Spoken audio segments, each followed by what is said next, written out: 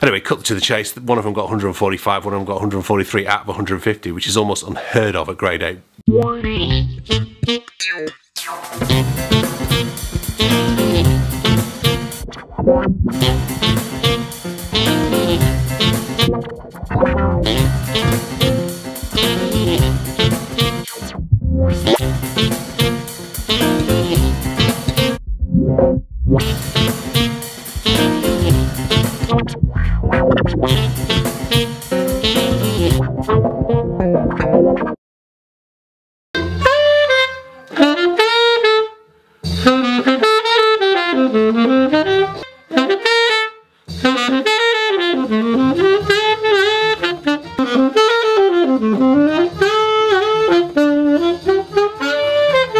Welcome to today's vlog. That little bit there was Stan Getz's break from A Night in Tunisia with my students on Cambridge Saxophone. We're currently doing the A to Z of Bebop course. We're doing Night in Tunisia, but we're doing it as Night in Tunisia rather than A Night in Tunisia, because I need a letter N for a bebop tune, and that's as good a tune as any. I didn't realise that Dizzy Gillespie actually didn't come up with the title A Night in Tunisia. It was somebody else. As in Dizzy's words, some other genius came up with those words.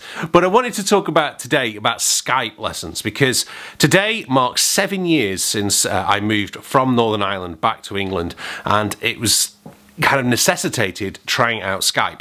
Now, we had used Skype as a family basically to keep in touch, especially once our daughter Amy was born.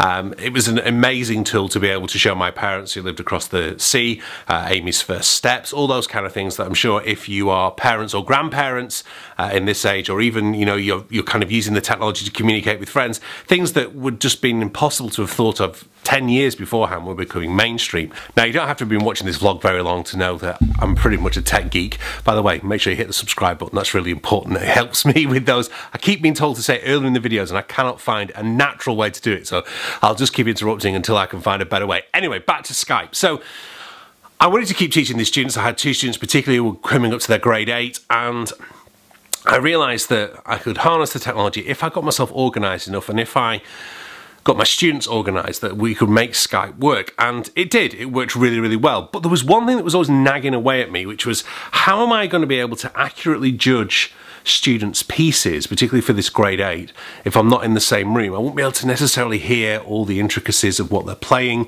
I wasn't able to, for example, to sort of stop and start scrolling pencil notes on top of their scores. I'd have to tell them to write things in. Anyway, 6 months after I started teaching via Skype, these 2 18-year-old boys had their grade 8 exam. And bear in mind, I was told at the time that we never give 30 out of 30 for pieces, because there's always a way of improving. And I was worried that I basically wouldn't be able to accurately give them feedback on their pieces because I was listening to them down a Skype phone line. Obviously, we had started some of it beforehand. Anyway, cut to the chase. One of them got 145, one of them got 143 out of 150, which is almost unheard of at grade 8. The 145 was the second highest mark in the whole country in that sitting. So I needn't have worried about whether I could judge things accurately via Skype. In fact, it taught me a lesson as a teacher that sometimes a more laissez-faire approach to pieces enables good students to be able to interpret them in their own way, which means they own them when they get into the performance, and it becomes less of what I might think is the right thing and what they should think it is, and therefore sometimes they can own it more and get higher marks. Skype definitely had its advantages. It enabled me to keep teaching those people. Some of those people I am still teaching today. For example, here's some library footage of me teaching Bruce, who lives in Belfast. I was teaching Bruce yesterday. I had Bruce in Belfast, I had another guy in Vietnam, and I had another guy in the northeast of England, I had another guy in Scotland after that, and I had a lady in Cornwall. And you know, it was just amazing. I remember I was talking to my student in Vietnam. I was playing a chord in Cambridge, and he was improvising over that chord in Vietnam. That is just insane how we're able to do that, even with just essentially free technology with Skype or through FaceTime. I do tend to use Skype more than I use FaceTime. Some students are happier on FaceTime because they're maybe having the lesson through an iPad or something. The advantage of Skype, though, is you can send files through quite easily. Screen share is possible on Skype. It isn't possible anymore on any of the Apple products on FaceTime. They were supposed to be bringing it back, but they never did. And sometimes screen share is helpful if a student's not quite there with the technology. I can help them with a little bit of technical help. Obviously I'm not going into, you know, it's not technical lessons, it's saxophone lessons. But for example, if there's something that's not working, I could probably work a solution out, ask them to share the screen, I can talk you through kind of where to go and how to work something through. So if it's like importing an audio file into transcribe, maybe moving something else around within the context of the audio file so that you can enable yourself to do the lesson. Skype lessons do require the student to be more organized than they say would be in a studio lesson. I cannot spoon feed you, I cannot give you, you know, you've got to be able to have something to be able to play backing tracks through, or audio tracks if we're doing transcription. You have to do the work, you have to be set up, ready to have your Skype lesson. But for most people, that's not too difficult. I tend to say you need a music stand, you need a printer, and you need something extra to be able to play the backing tracks through. There are definite advantages for the student having a Skype lesson. First of all, you don't have to leave your own home, so you don't have to sit in traffic to get to a studio lesson. Of course, if you live hundreds of thousands of miles away, it's a lot easier to be able to have a lesson than it is to be able to travel in. And there's just, you know, a lot of people are less nervous in their own home. You also waste less time in having a Skype lesson, because often in a studio lesson you come in, we say hello, you have to get the saxophone out of the case, you have to warm it up, all those kind of things. When you're having a Skype lesson, if the Skype lesson's at 2 o'clock, you can do all that at 1:45 and be ready as soon as I send that Skype phone call in to be ready to play as you go. Now, I feel what really benefits Skype students is being able to have that one-to-one tuition with a website to back it up. So you've got Cambridge Saxophone, and that's what I think the Skype lessons pair very, very well in with the Cambridge Saxophone website, because you can get that one-to-one tuition, that one-to-one feedback, and then you can go off in your own time and study on the website. And in fact, that's what one of my students in this one, I'm pointing in the picture here, but the vlog is actually here. One of my students, one of the most incredible stories of having saxophone lessons, where I've got a student who lives in Antarctica for 6 months of the year, and she takes down a little USB key with some video lessons on, and then when she comes back, she comes for a studio lesson, we have a really good chat, we go through things, we plan out now. It helps this student's gone past grade 8, he's a very, very good player, and what she's interested in doing is trying to do some more advanced stuff.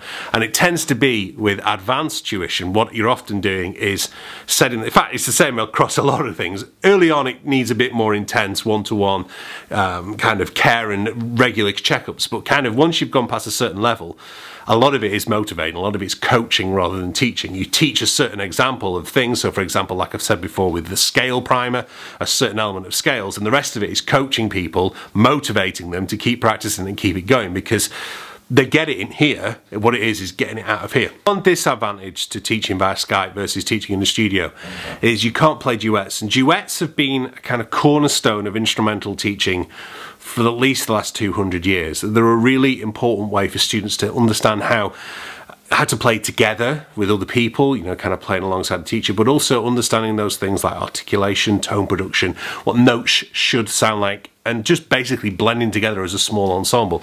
The technology hasn't got to the stage yet where you can play. It's always slightly out, you know, it's kind of like if a student's got a metronome ticking and I try and play along to that metronome as I am hearing it, there's always a slight delay. I guess that will get better, but it will never be able to be completely instantaneous, because the distances are just too great. Maybe they will. Maybe some of you guys on there are really, really tech heads, and you'll be able to tell me that it is possible to happen.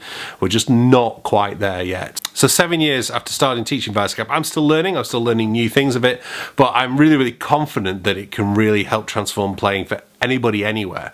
You know, it's a great, great tool to use.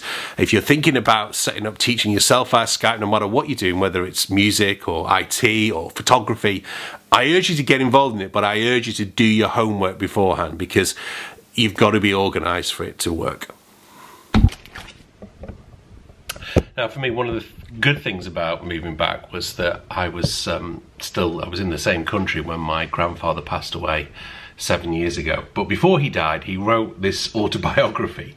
It goes to 5 volumes, believe it or not. I know where I get my storytelling from, but it's really proved an incredibly useful tool when I've been working on Ancestry, doing our family history, because you can see the dry records, but to see kind of pictures of old relatives and kind of been able to put names to faces, I've been able to, and I'm nearly at the final point where I've done a whole big A2 sheet of our family tree, and it's great for our kids. I was just sat with Amy before going through all the different things. But the main reason I've got this is, I said in previous videos that I want to go over to France next year and make a video about what Grandpa did in the Second World War. I've made 3 First World War films now, and I'd like to make one about the Second World War. Now, because the Second World War obviously takes place over a greater front, a bigger distance, I'd have to do it over a series of days, but he's got loads and loads of stories from his war records. Some of them are fantastic. He was in the Logistics Corps, wasn't serving in the front lines, but you know, really looking forward to being able to retrace his steps and using the knowledge I've got from the other 3 videos I've done trying to do that. But oh, it's gone cold.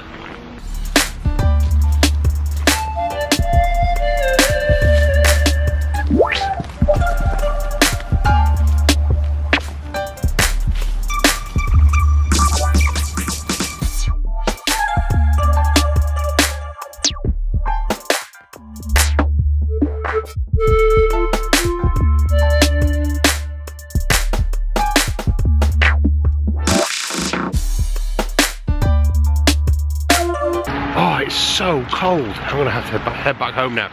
As much as I love shooting time lapses for you guys, doing it in these temperatures is not much fun. Anyway, I just wanted to tell you about a podcast I've been listening to while shooting that time lapse, and a few other things.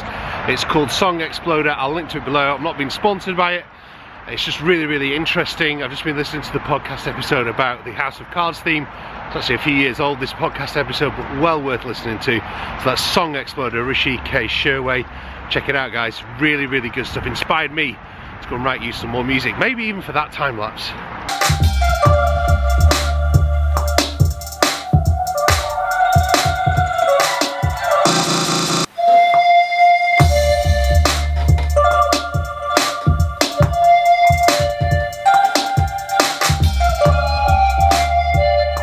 Use the EWI as much as I should do. It's an instrument I've often neglected and should spend a little bit more time on it. This is just the Akai USB one. It's about 15 years old, this now, so there's probably so much better technology out there.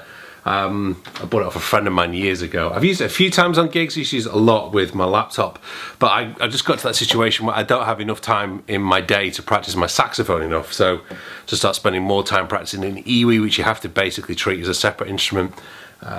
Maybe one day I'll just be able to disappear off with a laptop and a saxophone and an EWI and be able to produce a whole album, but somebody'd have to fund that. So I realise it's been a longer vlog than usual today. Thank you very much for sticking with me. There was a lot to talk about with those Skype lessons. What really prompted me was the fact that it is 7 years ago tonight since we moved over from Northern Ireland back to England and I started teaching via Skype. I do still teach via Skype. If you're interested, there is a waiting list at the moment, so you can head over to Cambridge Saxophone and click on the join link, or you can just hit message me via the links below, or you'll be able to find stuff online anyway. It works really well with the Platinum membership of Cambridge Saxophone, which you can sign up for today, which gives you unlimited lifetime access to the website, and then with a one-to-one tuition, even if it's just a one-off consultation thing, I can take you through and tailor an approach to the website, which will help you improve your saxophone playing, which is what I'm aiming to do by doing these YouTube videos. Everything I do is inspire people to go beyond what they thought was possible on the saxophone and other instruments as well. So I hope you found it useful. Please give us a like, please subscribe if you don't already. Check out my last vlog episode here. This is what I was up to this time last year, and I will see you, I don't know what I'm doing this one, I'm trying to get you to hit the subscribe button, but I'll see you really soon. Bye bye.